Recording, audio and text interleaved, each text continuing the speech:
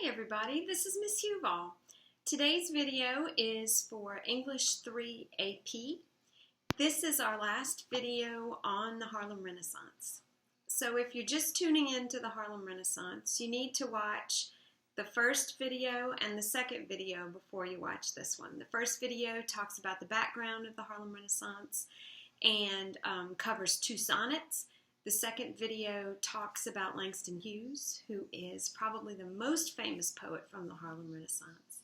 And today's video covers our last 2 poets, Cullen and Bontemps. Okay? So that's kind of how the whole unit shapes up. So today, for today's lesson, you're going to need either your big gold textbook or the poetry packet that I posted on JPams.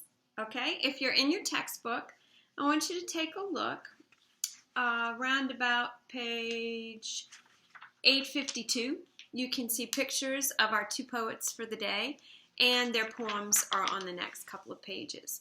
If you have printed out this particular packet, we're on poem 8 and poem 9. Okay, 8 and 9 in the packet.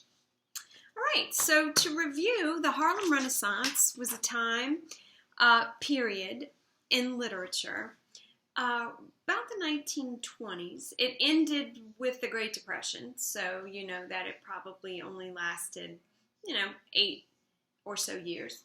But it was the culmination of all of these societal forces that we've talked about before and that we covered with Gatsby somewhat. We've got Prohibition, the Great Migration, the 19th Amendments, consumerism, World War I, the end of World War I, the Jazz Age, and mass media. Okay, so as a result of all of these forces, we found ourselves with a group of Black writers and other artists in Harlem, which is a neighborhood in Manhattan, in this rebirth of great literature, art, poetry, plays, all manner of things happening. Very exciting stuff.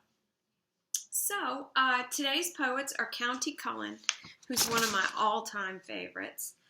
He's on page 852. Take a look at him. You can see a picture of him. You'll see he died in 1946, born 1903.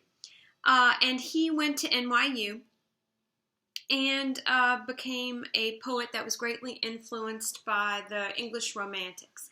And this is the definition of Romanticism that we've learned. Not love, but idealism, the appreciation of nature, all that kind of stuff. So his quote that he has there is about how he wants to be viewed as a poet. He says, if I'm going to be a poet at all, I'm going to be a poet and not a Negro poet. You'll notice that his style is pretty varied. The first poem that we're going to read is structured kind of in a very modern way. And then the second one that I'm going to ask you to read for the challenge today is a much more traditional structure. All right, and then our second poet is Bontemps. You can see his picture down at the bottom of page 852. He died in 1973, was born in 1902. So he was in Harlem for just a short time. If you look at his biography, you'll see that. Spent most of his time in the South. And so when we read this poem, Black Man Talks of Reaping, you're going to understand kind of that it has a lot to do with sharecropping and things that happened in the South. But he was definitely a member of the Harlem Renaissance. He said that his time in Harlem, his little quote there, he called his time in Harlem a foretaste of paradise. So he felt like he was in paradise amongst all these Black intellectuals in Harlem when he was there. All right, so we're going to read first Cullen. So turn the page or take a look at your packet, number 8. any human to another. This is one of my favorite all-time poems, not just Harlem Renaissance poems. And I know I say that a lot, but this one is spectacular. So the title is Any Human to Another. Please read it with your eyes as I read it to you. Back County, Cullen. The ills I sorrow at, not me alone, like an arrow pierced to the marrow, through the fat and past the bone. Your grief and mine must intertwine, like sea and river, be fused and mingled, diverse yet single, forever and ever and forever. Let no man be so proud and confident to think he is allowed a little tent pitched in a meadow of sun and shadow, all his little own. Joy may be shy, unique, friendly to a few. Sorrow never scorned to speak to any who were false or true. Your every grief, like a blade, shining and unsheathed, must strike me down. Of bitter aloes wreathed, my sorrow must be laid on your head like a crown. All right, so in that one, the overwhelming impression that I'm sure you got is the interconnectedness of all of us as people, okay? He doesn't mention race at all in the poem, but he's talking about humanity, all of us being connected, that my grief is your grief, that my sorrow is your sorrow. And he uses a lot of really powerful images and lots of similes to get that point across. All right? So he compares the ills that he sorrows at, the things in his life that cause him sorrow, things that are bad, whether it's health problems or just other kind of problems. He says they're like an arrow. They pierce to the marrow, through the fat and past the bone. Okay? So the ills that he sorrows at are like an arrow. And they don't only pierce him. They pierce us all, through the fat, past the bone, into the marrow, which is inside of our bones. Right? So the sorrows of one another penetrate to our very being, the core of our very being. Mine to you and yours to me. His next stanza says, your grief and mine must intertwine like sea and river, be fused and mingle, diverse yet single, forever and forever. So the second image here, which uses a simile as well, talks about our grief. So not only the things that trouble us, but our grief, the things that we have to grieve over, the loss of a loved one, things that cause us great, maybe a level beyond sorrow, actual grief. He says, your grief and mine are like a sea and a river, okay? So the river would flow into the sea, and so the river water mingles with the seawater, but the river water is likely fresh, the seawater is likely salty, and so they're very different. And they mingle, but the seawater is still the seawater and the river water is still the river water. If you've ever looked at the mouth of a river from the sky, you can see it dump into the Mississippi River, for example. You can see it dump into the Gulf, and you can see the muddiness spread into the Gulf. But there's eventually a point at which the water becomes blue again. So it makes me think of that when I read this little stanza. All right, so the third stanza talks about a little tent, okay? He said, no man can be so proud and confident to think he's allowed a little tent pitched in a meadow of sun and shadow all his own. So you can't be isolated by yourself and avoid this interconnectedness of humanity. He says there's no way to escape it. And this little tent is symbolic of the solitude and the isolation that people might hope or think or wish they could achieve. But then he says in his next stanza that there's other things that impact us all too. Joy and it sort of is personified here, given human characteristics of being shy and friendly only to a few. He says sorrow, on the other hand, personified, talks to everybody. Anybody, whether you're false, whether you're true, whether you're good, whether you're bad, whether you're honest, whether you're dishonest, sorrow's going to come find you. Joy, maybe not, but sorrow will. And then in his last stanza, he uses some interesting imagery. Most people, when they read it, see religious imagery here. There's talk of a crown, sorrow laid on your head like a crown. The bitter aloes that are wreathed and put on your head like a crown. But it didn't necessarily have to be, right? So he says, your every grief like a blade shining and unsheathed must strike me down. And then my sorrows of bitter aloes wreathed are laid on your head like a crown. Okay? So our connectedness here is undeniable. All right? And that's why I love this one so much, because I believe he's right. Okay, so that's County Cullen, any human to another. Beautiful, beautiful stuff. Beautiful images, powerful message, just very human. Now let's flip the page and take a look at the last poem we're going to do from the Harlem Renaissance, called A Black Man Talks of Reaping. This one's by Cullen and Bontemps. Okay, now check out his format here. He's going to be a little more of a traditional style in this poem. You've got a definite rhyme scheme.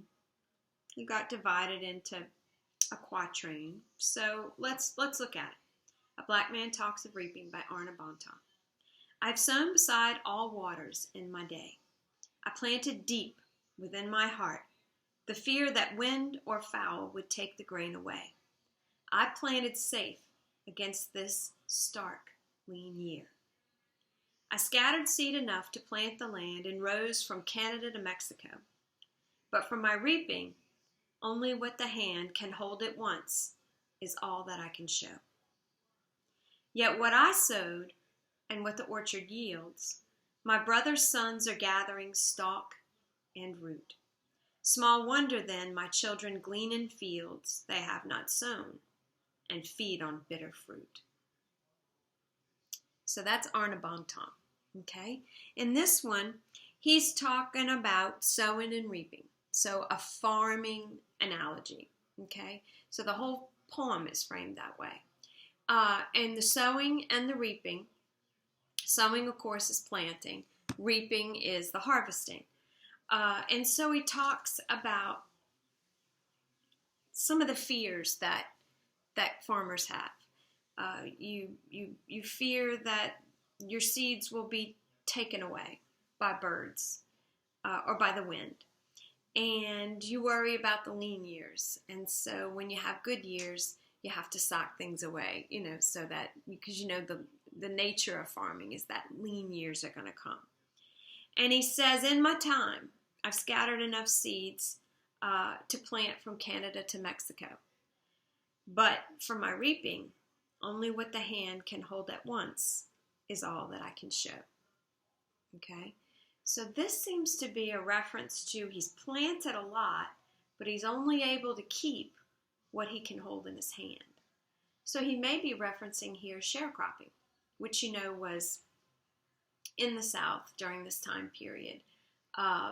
The practice of having someone farm land and then pay the rent on the land in various ways, one of which would be giving back most of your crops. A pretty exploitative system, a pretty unfair system, but one that was definitely used a lot in that time period. Okay, so that's a reference there to the system that was in place in the South.